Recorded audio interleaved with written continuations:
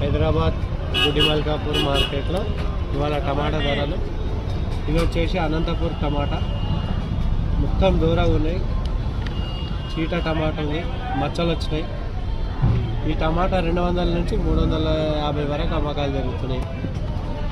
ఈ టమాటా కోలార్ నుండి వచ్చింది, 400 నుండి 500 రూపాయలు అమ్మకాలు జరుగుతున్నాయి.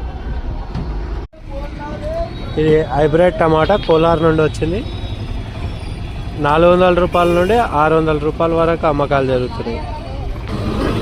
ఈ టమాటా హైదరాబాద్ లోకల్, హైదరాబాద్లో చుట్టుపక్కల 50 కిలోమీటర్ పక్కన నుండి వస్తుంది.